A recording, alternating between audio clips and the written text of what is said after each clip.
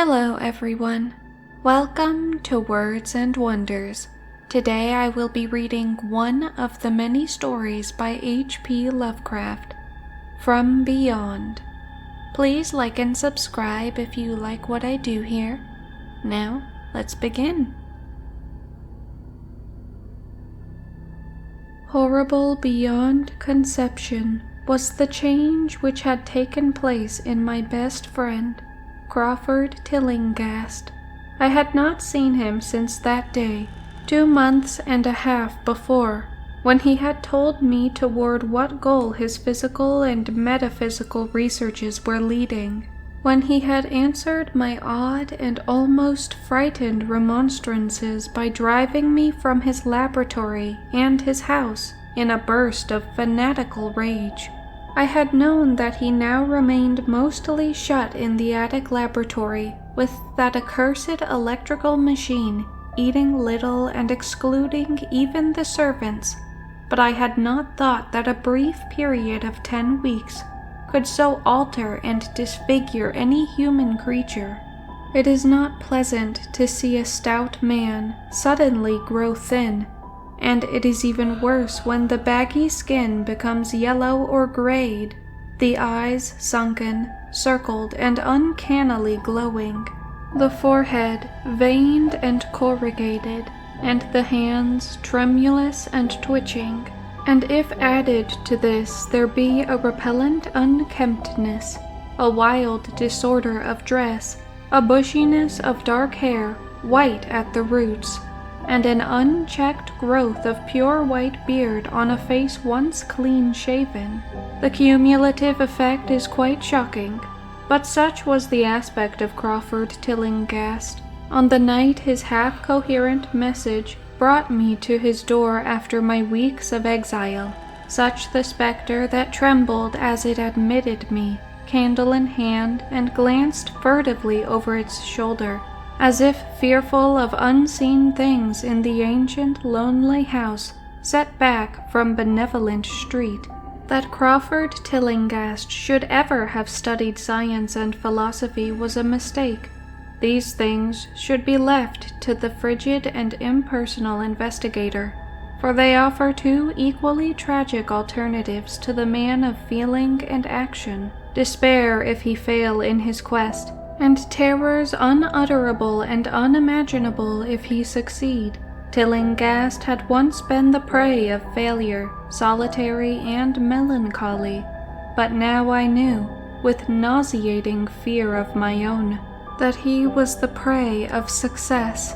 I had indeed warned him 10 weeks before, when he burst forth with his tale of what he felt himself about to discover.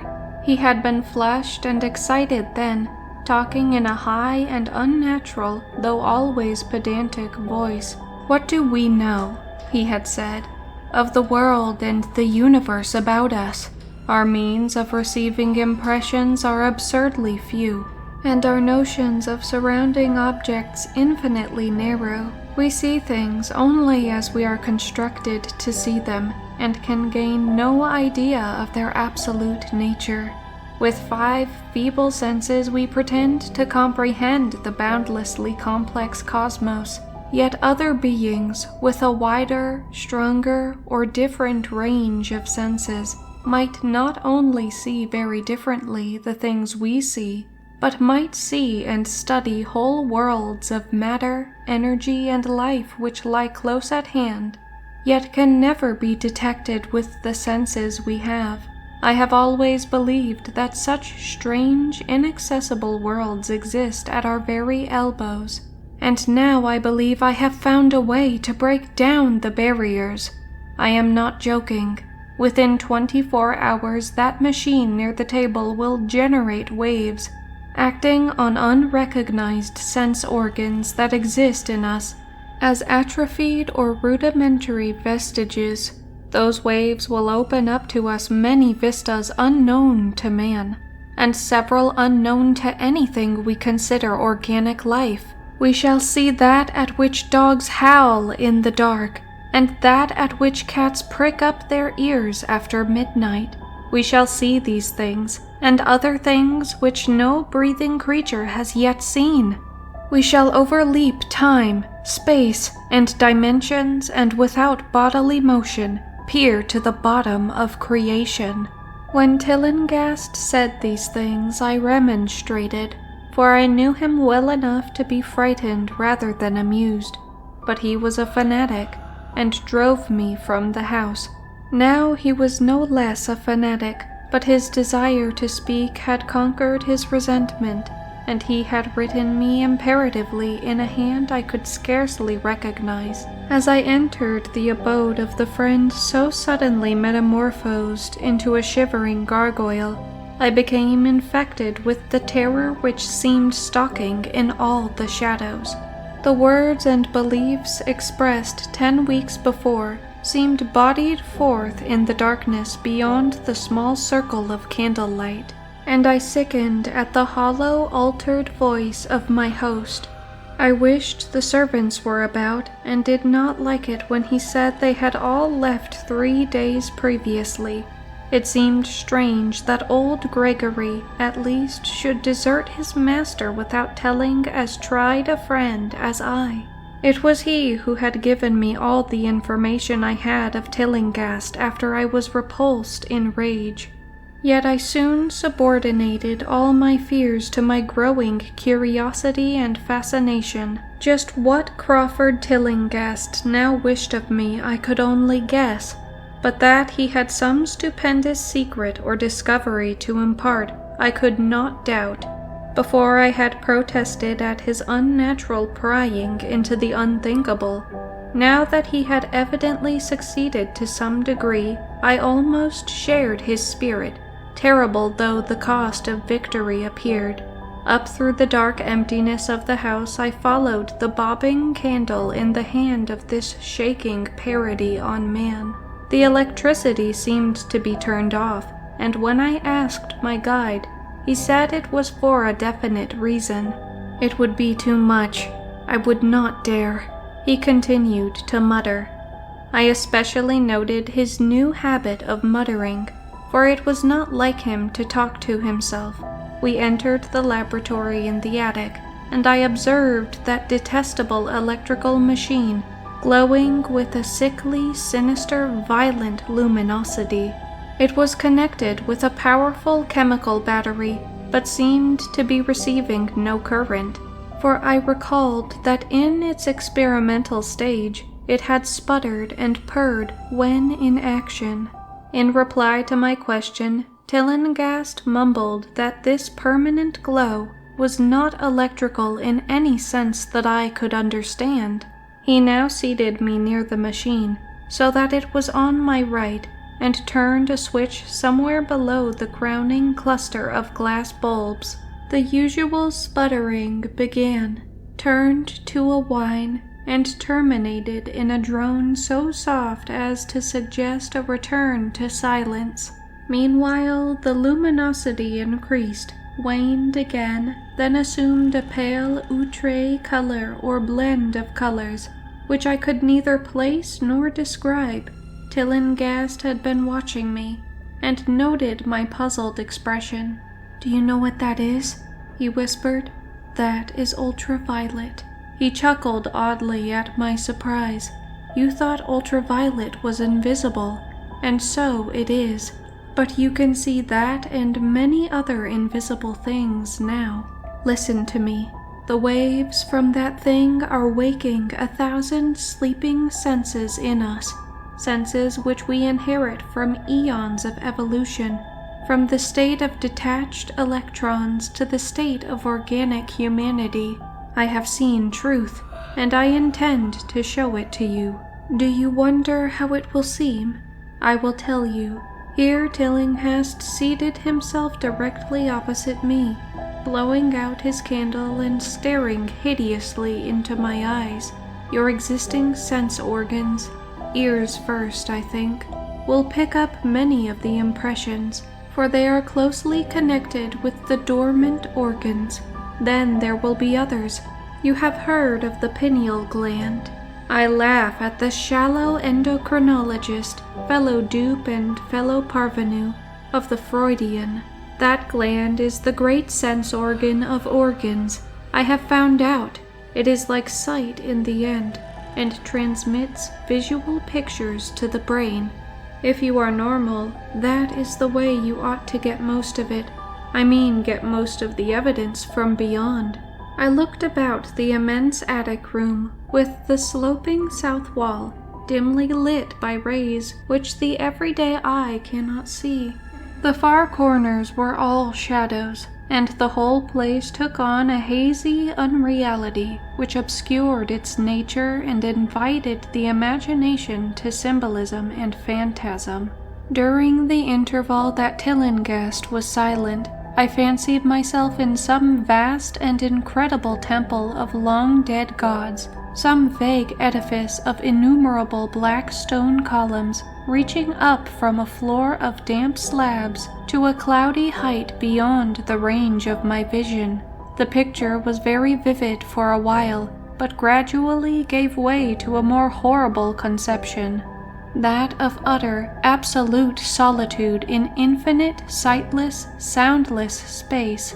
There seemed to be a void and nothing more, and I felt a childish fear which prompted me to draw from my hip pocket the revolver I always carried after dark, since the night I was held up in East Providence. Then, from the farthermost regions of remoteness, the sound softly glided into existence.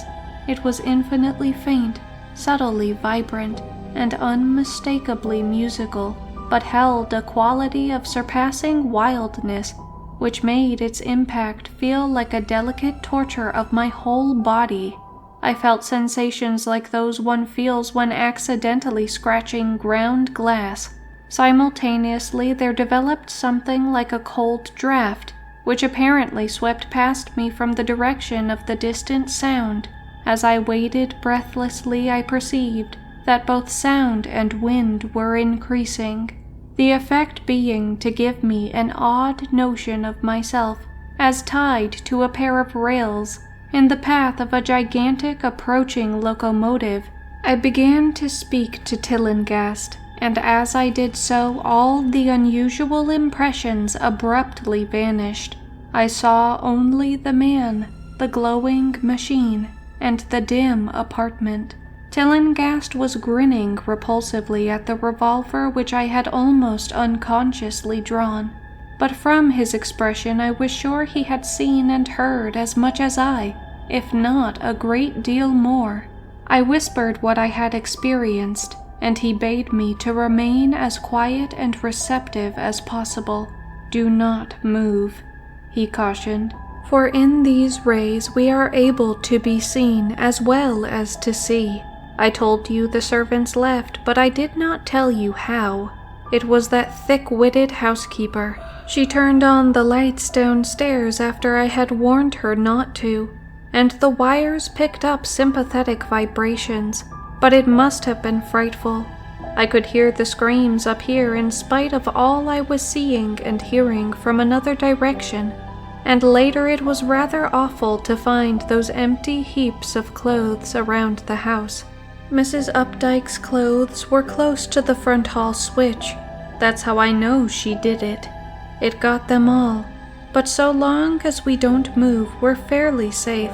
Remember, we're dealing with a hideous world in which we are practically helpless. Keep still." The combined shock of the revelation and of the abrupt command gave me a kind of paralysis, and in my terror, my mind again opened to the impressions coming from what Tillinghast called beyond. I was now in a vortex of sound and motion, with confused pictures before my eyes. I saw the blurred outlines of the room, but from some point in space there seemed to be pouring a seething column of unrecognizable shapes or clouds, penetrating the solid roof at a point ahead and to the right of me. Then I glimpsed the temple-like effect again, but this time the pillars reached up into an aerial ocean of light, which sent down one blinding beam along the path of the cloudy column I had seen before. After that, the scene was almost wholly kaleidoscopic, and in the jumble of sights, sounds, and unidentified sense impressions, I felt that I was about to dissolve or in some way lose the solid form. One definite flash I shall always remember. I seemed for an instant to behold a patch of strange night sky filled with shining, revolving spheres, and as it receded, I saw that the glowing suns formed a constellation or galaxy of settled shape, this shape being the distorted face of Crawford Tillinghast. At another time I felt the huge animate things brushing past me, and occasionally walking or drifting through my supposedly solid body, and thought I saw Tillinghast look at them, as though his better-trained senses could catch them visually. I recalled what he had said of the pineal gland, and wondered what he saw with this preternatural eye. Suddenly I myself became possessed of a kind of augmented sight.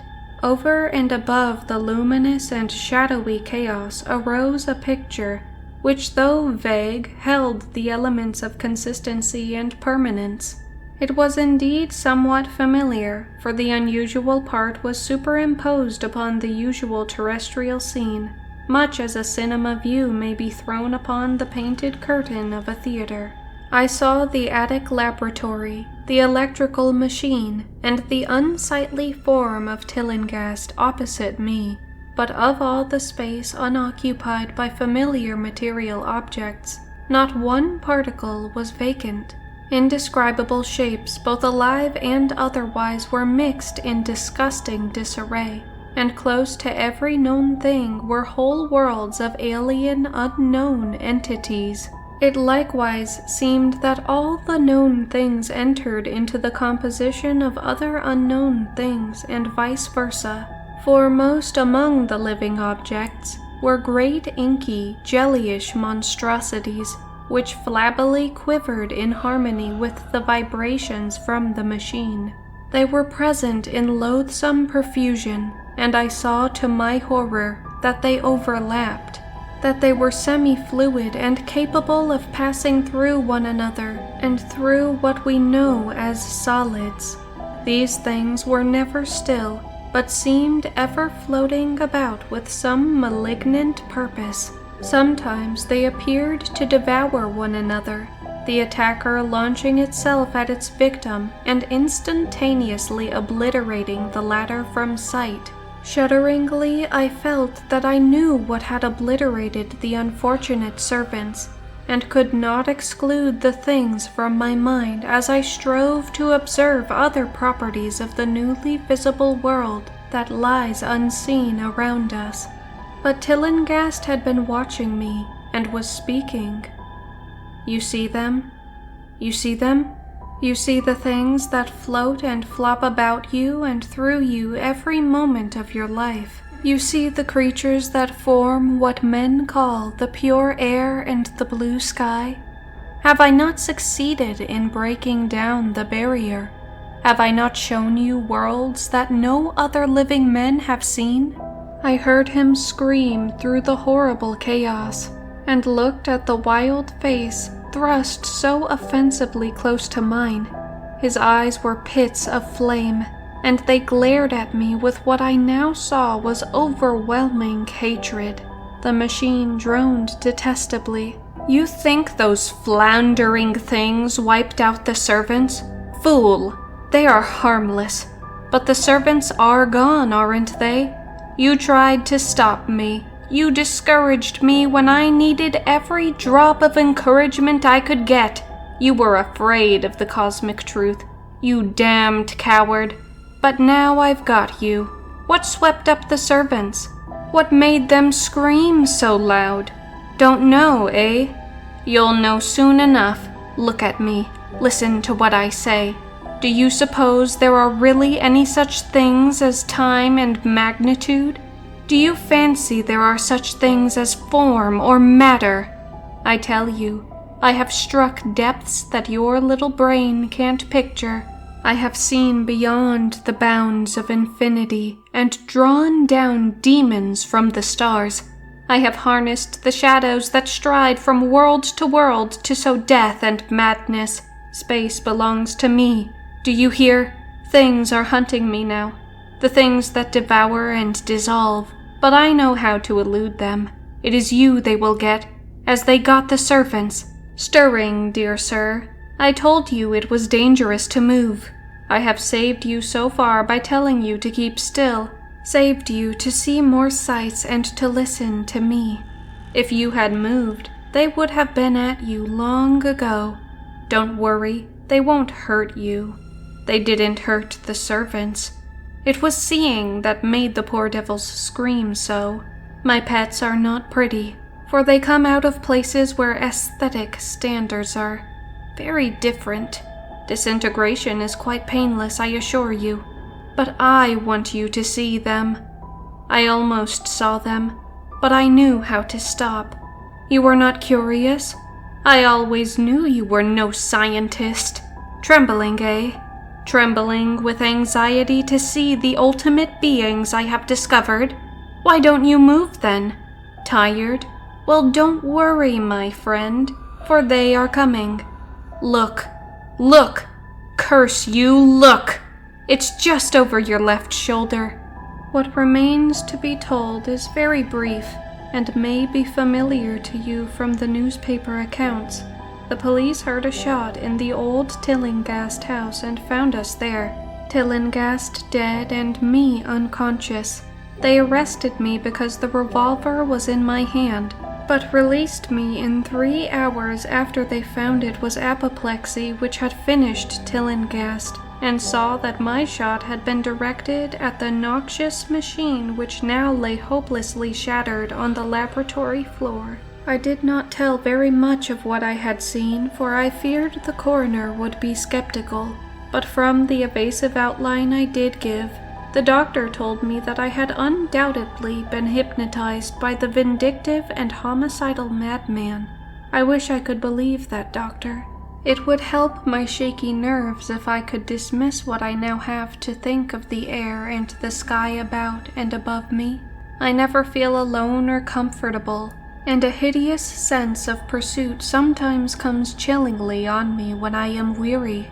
What prevents me from believing the doctor is this one simple fact, that the police never found the bodies of those servants whom they say Crawford Tillinghast murdered.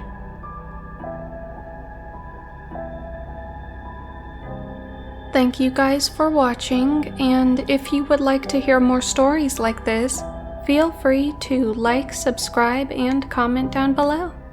Bye bye.